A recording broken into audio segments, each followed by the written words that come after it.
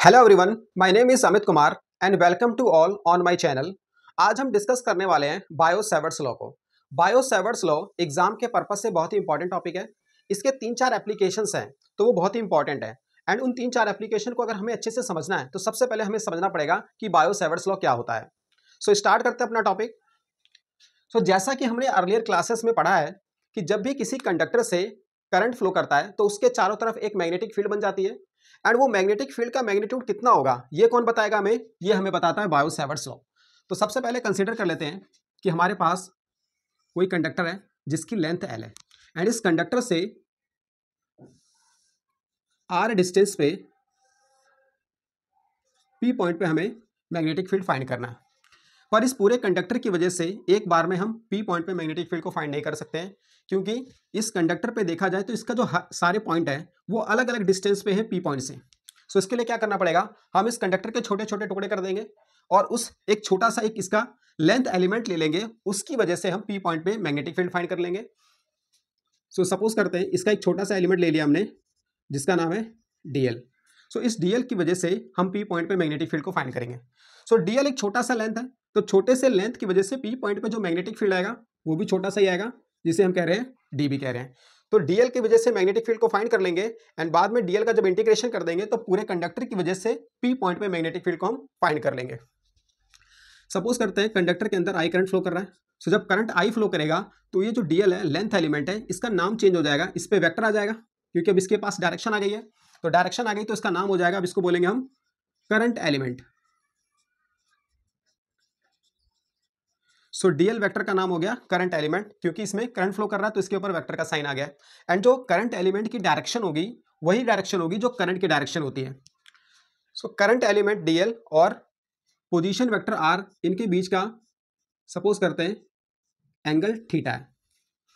सो यहाँ पे according to Biot Savart's law अगर देखते हैं तो बायो सेवर्ट्स लॉ के हिसाब से जो मैग्नेटिक फील्ड आएगा डीबी वो डायरेक्टली प्रोपोर्शनल आ जाएगा करंट के। जितना ज़्यादा करंट फ्लो करेगा उतना ज़्यादा मैग्नेटिक फील्ड आएगा पी पॉइंट पे। DB is directly proportional to dL, current element के डायरेक्टली प्रोपोर्शनल होगा। जितना बड़ा हम ये एलिमेंट लेंगे करंट एलिमेंट उतना ही ज़्यादा मैग्नेटिक फील्ड आएगा पी पॉइंट पे। DB is directly proportional to sine theta. Theta यहाँ पे एंगल है डीएल वेक्टर और पोजीशन वेक्टर आर के बीच में। DB is inversely proportional to r square के, इनवर्स स्क्वायर लॉ को फॉलो करता है ये। सो ये 4 पॉइंट हो गया हमारा। इन चारों फैक्टर को एक साथ अगर कंबाइन कर देंगे तो यहाँ से जो डीबी आएगा वो डायरेक्टली प्रोपोर्शनल आ जाएगा आई D L sine theta upon में आर स्क्वायर क्या आ जाएगा। डायरेक्टली प्रोपोर्शनल का जब साइन हटाएंगे तो एक कांस्टेंट आएगा, कांस्टेंट आता है हमारा म्यू नॉट अपॉन में 4 pi I D L sine theta upon में आर स्क्वायर, यह आ जाएगा। म्यू नॉट यहाँ पे परमिएबिलिटी या फ्री स्पेस की, ठीक है, तो इसको बोलते हैं permeability of free space. And mu naught upon में 4 पाई जो है इसका मैग्नीट्यूड आता है 10 की पावर -7। सो मैग्नेटिक फील्ड आ गया हमारा D B equal to mu naught upon में 4 pi I D L sine theta upon में आर का स्क्वायर। सो ये आ गया मैग्नेटिक फील्ड पी पॉइंट पे due to current element DL. इसे हम वेक्टर फॉर्म में भी लिख सकते हैं। सो वेक्टर फॉर्म में क्या हो जाएगा, यहाँ पे इसको लिखेंगे d B equal to mu naught upon में 4 पाई आई, यहाँ पे जो एंगल थीटा है ये डीएल वेक्टर और पोजीशन वेक्टर आर के बीच का एंगल है। सो यहाँ पे डीएल है तो डीएल वेक्टर तो हमारे पास है, तो ऊपर अगर आर से मल्टीप्लाई कर दें इक्वेशन में तो ऊपर आ गया आर वेक्टर और नीचे भी मल्टीप्लाई कर देंगे आर वेक्टर से, तो नीचे आ जाएगा ये आर की पावर 3 आ जाएगा। सो ये आ जाएगा म्यू नॉट अपॉन में 4 pi I D L cross R, sine theta हटता है तो कॉस प्रोडक्ट आता है।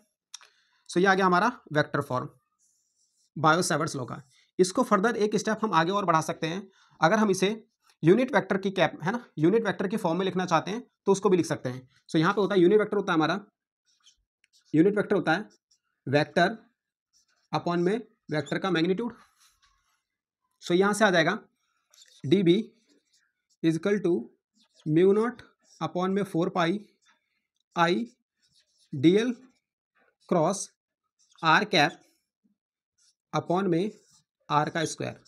सो ये आ जाएगा vector form of Biot Savart's law.